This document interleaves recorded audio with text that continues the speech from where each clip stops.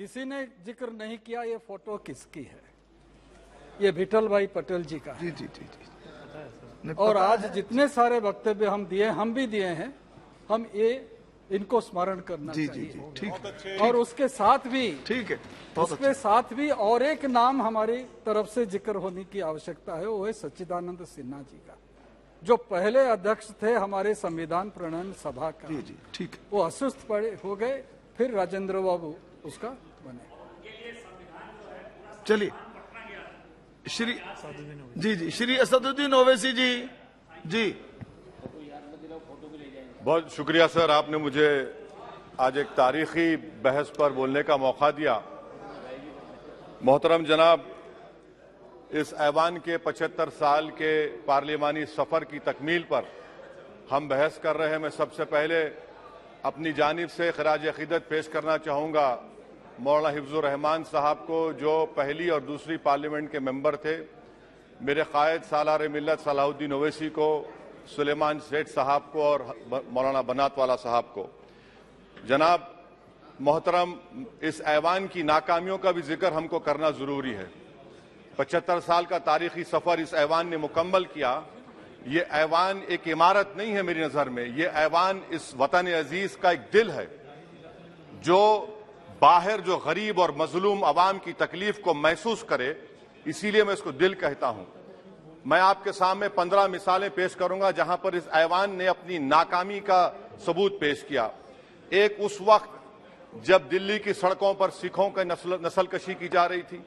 एक उस वक्त जब 6 दिसंबर को बाबरी मस्जिद की शहादत हुई। आ रहा हूं भागलपुर, जिसमें रेशम के कारोबार को खत्म किया गया, मुसलमानों को दफना दिया और वहां पर फूल गोभी उगना शुरू हो गई। एक उस वक्त नाकामी साबित हुई जब मुजफ्फरनगर और गुजरात में नस्लकशी की गई। एक उस वक्त सर जब हम देखते हैं कि मुंबई की सड़कों पर इंसानियत का नंगा नाच हुआ। एक उस वक्त जब इस ऐवान में टाडा पोटा का काला कानून बनाया गया, यूएपीए का कानून बनाया गया, आफ्सपा का कानून बनाया गया, जिसको 1 साल के लिए बनाया गया था। 58 में हम 2023 में आ गए।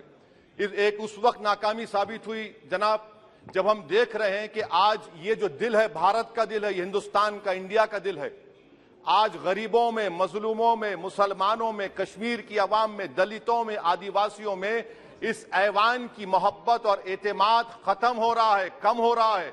इसीलिए जनता सड़कों पर आकर एहतजाज कर रही है, क्योंकि उनको लग रहा है कि ये इमारत बन चुकी है, हमारा दिल नहीं है।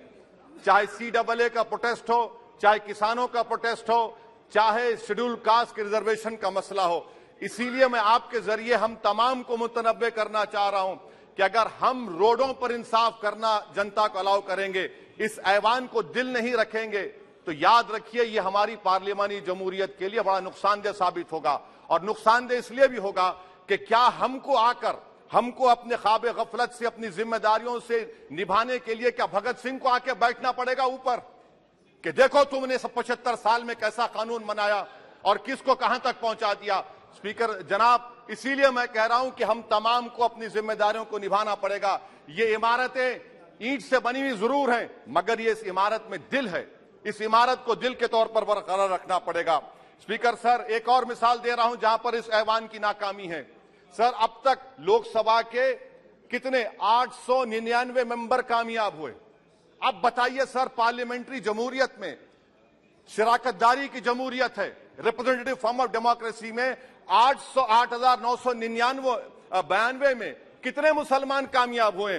कितने सर? 520, जबकि 1070 को इस ऐवान का मेंबर होना चाहिए था। कितना डिप्रीविएशन है सर? कितना डिप्रीविएशन है? 92% डिप्रीविएशन है।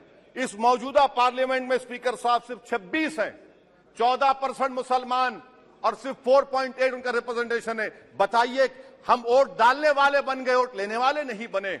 या तो हकीकत यह है कि आप वोट डालना नहीं चाहते उनको, आप सबको वोट डालेंगे, मगर जहां पर मुसलमान आएगा वो कामयाब नहीं होगा। बताइए, जब दिल में एक 14% आबादी की नुमाइंदगी नहीं होगी तो आप क्या फैसले करेंगे? क्या इस ऐवान को हम कहेंगे कि ये रिप्रेजेंटेटिव फॉर्म ऑफ डेमोक्रेसी है? स्पीकर साहब, मैं आपको एक और मिसाल देना चाह रहा हूं। बाबा साहेब अंबेडकर ने सही कहा था, अंग्रेज उस जमाने में पार्लियामेंट बुलाते थे टैक्स बढ़ाने के लिए, हम उसी रास्ते पर जा रहे हैं। हम उसी रास्ते पर जा रहे हैं। हम तो बाबा साहब अम्बेडकर को हमने सच साबित कर दिया। स्पीकर सर, आखिर में मैं आपको बताना चाहूंगा कि आज आप देखिए कि चाणक्य ने क्या कहा था। चाणक्य ने सही कहा था। चाणक्य ने सही कहा था कि जब राज चलाने वाले व्यापारी हो जाएंगे तो उस राज के लोग भिखारी हो जाएंगे। आज ये वक्त आ चुका है सर, आज ये वक्त आ चुका है कि क्या first pass the post system इस देश के लिए सही है या फिर हम प्रोपोर्शनल फॉर्म ऑफ रिप्रेजेंटेशन को फॉलो करेंगे।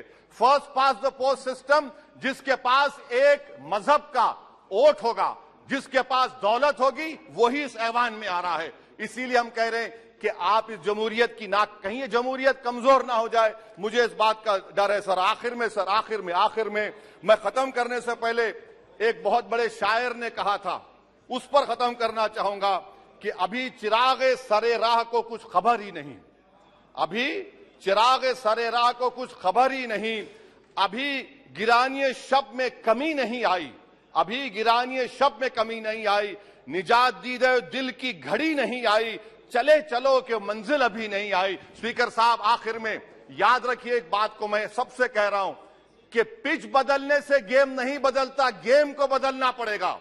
आप पिच बदल रहे हैं, वरना याद रखिए जब तक हम अपने जमहूरी उसूलों पर, रूल ऑफ लॉ पर, संविधान पर अटूट अमल नहीं करेंगे, वरना याद रखिए कहीं नई इमारत भी हिटलर की राइक्सटैग की इमारत ना साबित हो जाए। बहुत बहुत शुक्रिया सर।